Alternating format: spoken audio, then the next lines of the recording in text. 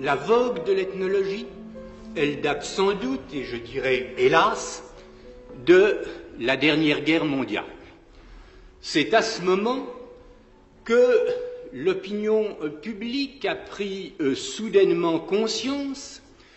de l'existence de régions du monde très reculées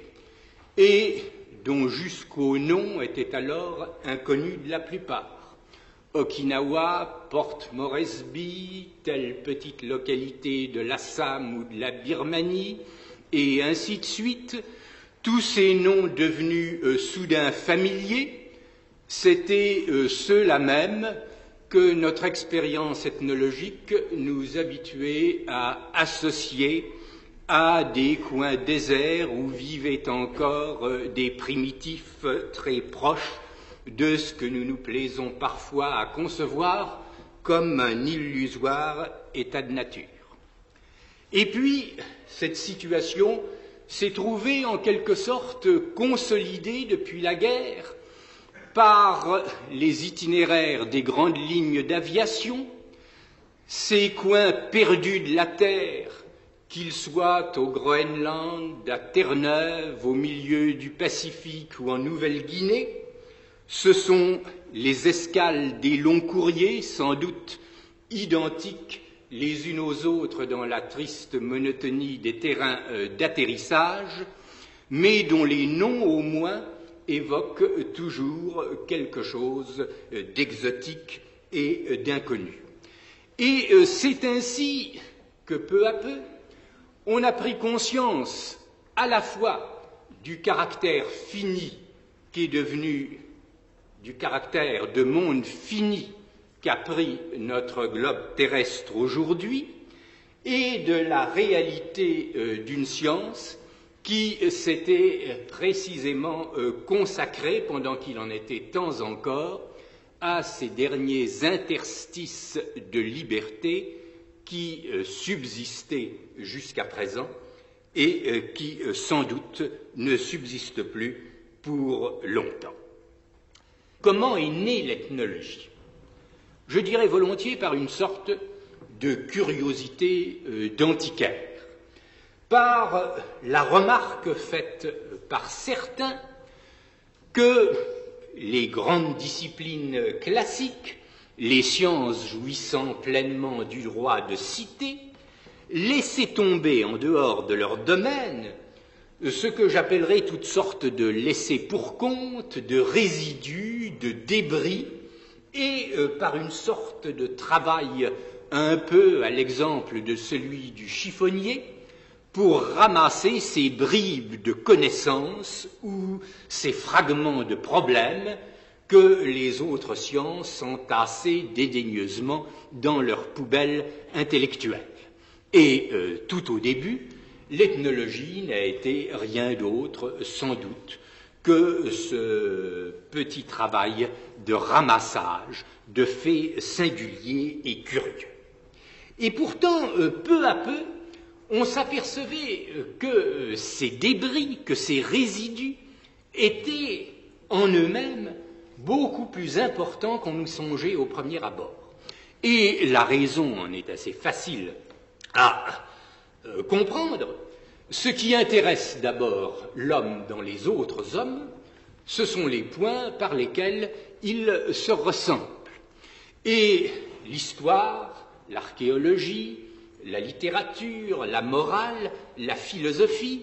recherchaient essentiellement chez les autres peuples des points de contact, des moyens de nouer un dialogue.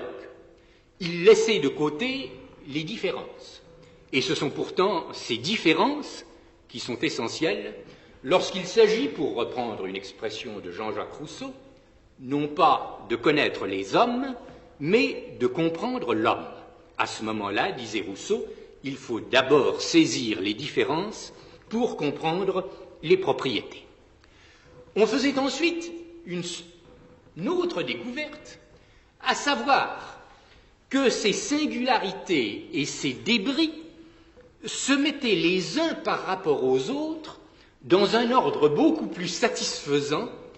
que les problèmes centraux auxquels l'attention avait été très exclusivement consacrée. Que, somme toute, des faits jusqu'alors négligés ou à peine étudiés, tels que la manière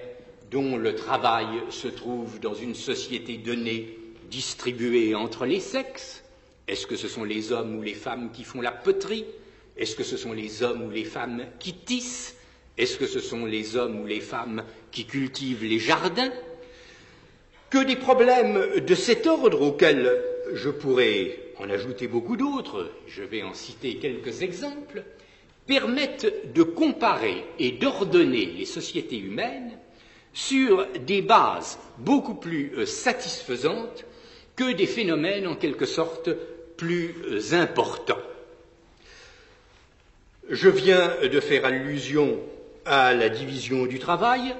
J'aurais pu également parler des règles de résidence. Lorsqu'un mariage se produit,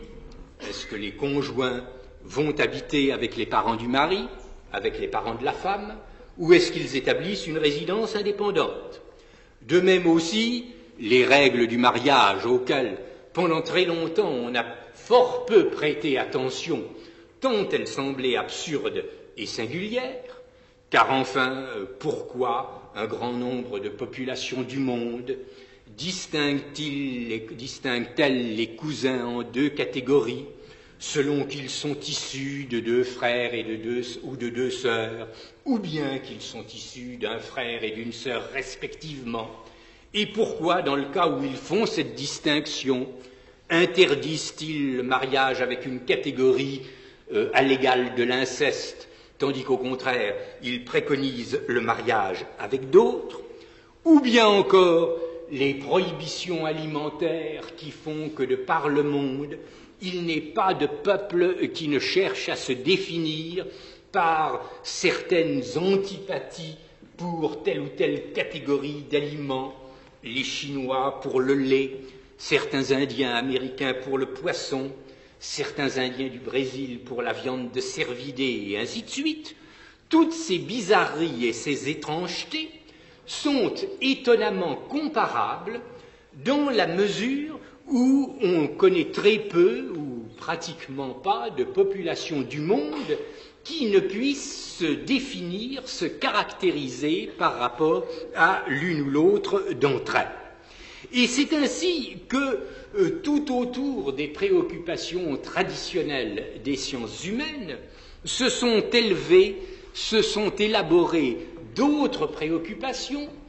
que par-delà l'attention portée aux grandes préoccupations philosophiques, à l'art, à la littérature. On a vu apparaître des préoccupations en apparence futiles,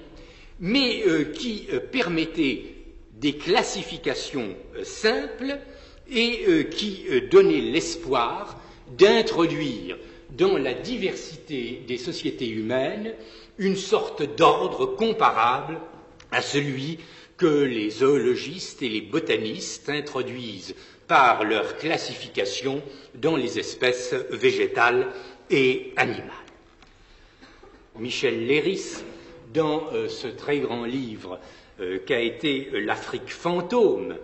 et que demeure toujours l'Afrique fantôme, où, pour la première fois, je crois, un ethnologue s'est efforcé de présenter de façon solidaire, non pas seulement l'objet de son étude, ces sociétés indigènes qu'il voudrait pouvoir observer, mais toutes les difficultés matérielles et morales, les épreuves physiques et les tourments intellectuels auxquels il se heurte pour y parvenir, à tel point que cette Afrique qu'il se présente,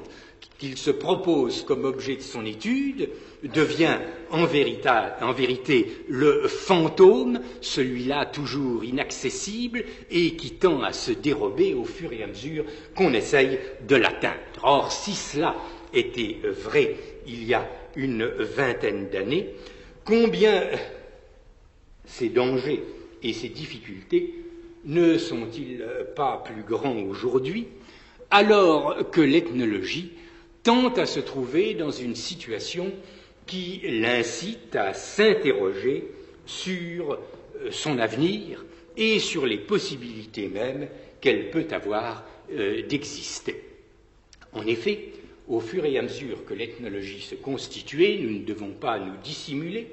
que ces populations que nous nous proposions d'étudier et que nous nous proposons toujours d'étudier s'effondraient, disparaissaient avec une vitesse véritablement effroyable et dont je voudrais vous donner quelques exemples au moyen de chiffres. C'est le seul moyen, un peu austère sans doute, mais il est indispensable pour qu'on ne mette pas en doute l'authenticité des faits rapportés. Que ce soit d'abord l'Australie, qui au début de la colonisation comptait quelques 250 000 indigènes, qui en compte aujourd'hui moins de 50 000, en proie à une famine chronique, répartis entre les territoires de mission où les garçons et les filles vivent dans des dortoirs séparés et ces dernières enfermées à clé dès la tombée de la nuit pour n'être libérées qu'au jour, ou bien sur des terrains d'exploitation minière où sévit la mendicité et la prostitution, où la collecte et le ramassage traditionnels se trouvent pitoyablement remplacés par le pillage des ordures du campement, ou que ce soit dans les régions les dernières, les plus reculées de l'Australie, les plus déshéritées aussi, maintenant des bases expérimentales de fusées ou des terrains d'explosion atomique, il est bien certain que les jours de l'ethnologie australienne sont comptés. En Nouvelle-Guinée, sans doute, la situation est encore un peu plus favorable, puisque la Nouvelle-Guinée compte à l'heure actuelle 2 millions à peu près d'indigènes. Mais parmi ceux qui sont les moins connus, certains d'ailleurs encore complètement inconnus, ceux des montagnes centrales, dont on estime le nombre à l'ordre de 600 000,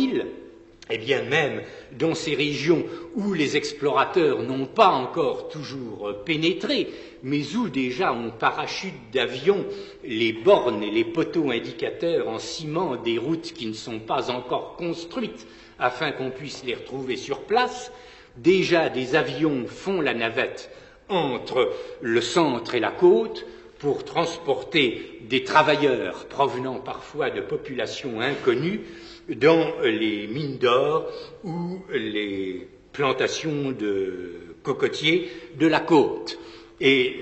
déjà sont apparues toutes ces maladies qui sont les séquelles de la civilisation, la malaria, la tuberculose, le trachome, la lèpre, la dysenterie, les filariases, la gonorrhée et cette maladie du courroux qui est une sorte de dégénérescence génétique subitement apparue avec la pénétration de la Nouvelle-Guinée et à laquelle on ne connaît actuellement pas de remède. Au Brésil, que je connais mieux par mon expérience propre, 100 tribus se sont complètement éteintes entre 1900 et 1950. Et permettez-moi de vous donner quelques chiffres pour telle ou telle d'entre elles. Les Caingangues de l'État de São Paulo, qui étaient 1200 en 1912, n'étaient plus que 200 en 1916, sont 80 aujourd'hui. Les Munduruku, qui étaient 20 000 en 1875, étaient 1200 en 1954. Les Nambiquara, 10 000 en 1900, je n'en ai plus retrouvé que 1000 en 1940. Les Kayapo de l'Araguaia, un affluent de la rive droite de l'Amazone, 2500 en 1902, 10 en 1950. Les Tapirapé, 1000 en 1900, 40 en 1950. Eh bien, comment comprendre une extinction, un effondrement aussi rapide? Sans doute d'abord par l'importation de maladies occidentales auxquelles les indigènes n'ont pas d'immunité propre. Il y a également des conséquences plus indirectes, telles que l'effondrement d'un certain genre de vie ou d'une certaine organisation sociale. Si vous considérez une population telle que ces Caingangues de São Paulo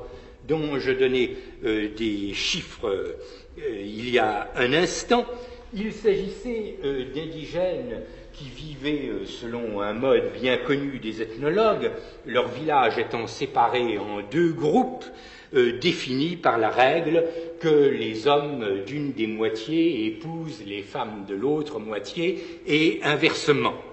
Mais dès que la population diminue, dès que la base démographique s'effondre, un système aussi rigide ne permet plus à chaque homme de trouver une épouse et en conséquence, un grand nombre sont condamnés à une sorte de célibat forcé, à moins qu'ils ne se résignent à ce qui leur apparaît comme un inceste, mais à la condition que les unions restent stériles. Et dans ce cas-là, une population entière peut s'effondrer dans l'espace de quelques années. Il y a, dans la tradition ethnologique, un certain nombre d'événements, d'incidents qui conservent pour nous tous une sorte de caractère de symbole. Et je me contenterai d'évoquer l'un d'entre eux,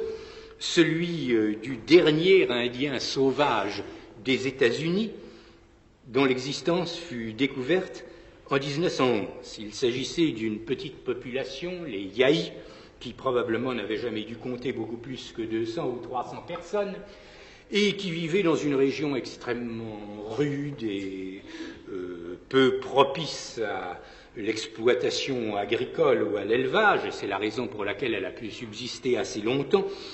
entre des affluents du Sacramento à quelques centaines de kilomètres au nord-est de San Francisco. Ces 200 ou 300 personnes ont été encerclées et exterminées par les colons blancs aux environs de 1865. Et on avait pu supposer qu'aucun d'eux n'avait survécu.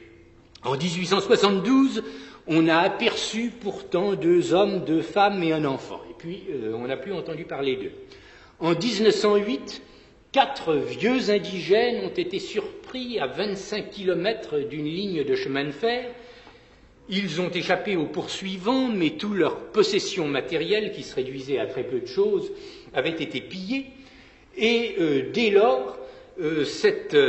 misérable famille a vécu, semble-t-il, pendant 40 ans, en cachant ses feux la nuit, en rampant sous les broussailles pour ne laisser aucune trace de son passage. Personne ne savait plus qu'ils existaient quand, en 1911, on a découvert aux abords d'une petite ville, Oroville, qui est à 250 kilomètres de San Francisco environ, un homme d'une cinquantaine d'années, complètement nu, manifestement affamé, qui cherchait à la fois à fuir les habitations et à s'en rapprocher, et qui était le dernier Indien complètement sauvage des États-Unis. Il est mort quelques années plus tard, en 1916, comme concierge, je crois bien, de l'Université de Californie. Or, ces événements qui semblent fantastiques et presque mythiques peuvent encore, dans une certaine mesure, se reproduire, puisqu'il y a 2 ou 3 ans à peine, une petite population encore à l'âge de la pierre a été découverte dans le dernier carré de forêt vierge qui restait dans l'état de Paraná, dans le sud du Brésil, qui est depuis 30 ans en cours de défrichement systématique. Nous avons donc, d'une part, des peuples qui disparaissent. Mais ce serait donner un tableau bien inexact de l'ethnologie que de ne pas tenir compte d'autres populations auxquelles nous nous sommes traditionnellement intéressés, telles que les populations de l'Afrique, de l'Amérique andine ou du Sud-Est asiatique, qui, elles, ne donnent aucun signe d'affaiblissement, bien au contraire, et dont l'effectif de population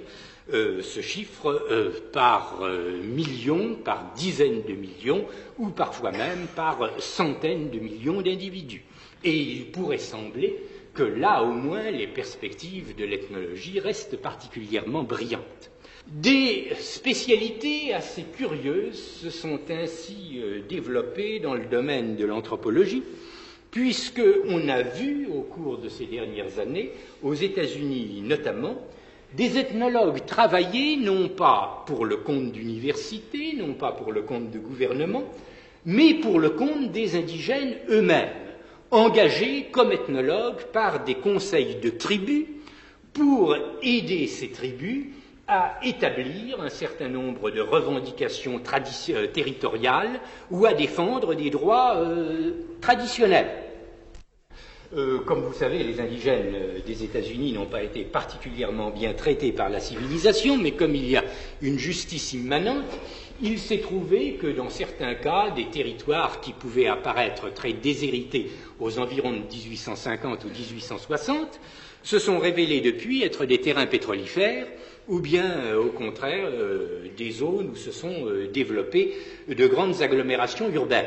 Ces territoires sont toujours, en raison de traités anciens passés avec le gouvernement fédéral, des propriétés indigènes, mais il s'agit de défendre ces droits et de les légitimer par une très ancienne occupation remontant aux périodes précolombiennes, et ce sont des archéologues qui peuvent être parfois engagés par ces conseils de tribus pour déterminer que les populations qui se trouvaient à tel endroit au Xe ou au XIIe siècle de notre ère, de par les vestiges archéologiques qu'elles ont laissés, ne pouvaient être que les ancêtres des populations d'aujourd'hui, qui se trouvent par conséquent les légitimes propriétaires de ces puits de pétrole ou des terrains sur lesquels sont construits des immeubles ou des gratte-ciels. Au fond, l'ethnologie, c'est un effort d'explication par le dedans. C'est, comme le dit de façon si profonde dans son dernier ouvrage Jean-Paul Sartre, un effort pour totaliser un devenir historique au sein d'une expérience individuelle. Or, il n'est pas du tout certain que cette explication par le dedans, que nous avons d'abord utilisée à la connaissance de sociétés très étrangères, lointaines et exotiques, ne deviendra pas de plus en plus nécessaire pour comprendre nos propres civilisations, dans la mesure où celles-ci, tendant à s'étendre à l'ensemble de la terre habitée, font apparaître dans leur sein toutes sortes de complexités internes et de mystères ou d'anomalies qu'il appartiendra à l'ethnologue de résoudre. Ce sont des ethnologues qui, très récemment, ont mis en lumière une tendance insoupçonnée dans les milieux ouvriers anglais, de la part des jeunes couples, d'établir leur résidence beaucoup plus près des parents de la femme que des parents du mari, et qui ont ainsi appelé l'attention sur certains caractères de la société anglaise populaire, que nous n'hésiterions pas à appeler matriarcaux s'il s'agissait de populations primitives, mais où nous reconnaissons des phénomènes qui soient du même type. Science d'une part, morale de l'autre. Sciences humaines par certains aspects, sciences naturelles et sciences sociales par d'autres aspects, l'ethnologie me semble donc représenter un effort qui engage l'individu tout entier. Le grand ethnologue américain Kroeber, qui est mort il y a quelques semaines à Paris, disait, peu de jours d'ailleurs avant sa disparition, que pour lui, l'anthropologie avait toujours représenté une sorte de religion. La formule est peut-être excessive, mais au moins pouvons-nous voir en elle un moyen de surmonter cette opposition à laquelle nos contemporains sont de plus en plus sensibles entre une culture scientifique dont on dit volontiers qu'elle est desséchante et déshumanisante, et puis des humanités entendues au sens classique, dont le caractère artificiel et factice apparaît chaque jour davantage. Précisément parce qu'elle engage l'homme à la fois sur le plan de la recherche objective et sur le plan des préoccupations morales, parce qu'elle est un humanisme, mais un humanisme qui ne peut pas se laisser détacher des sciences sociales et des sciences naturelles, l'ethnologie est peut-être la discipline d'où naîtra la sagesse de l'homme de demain.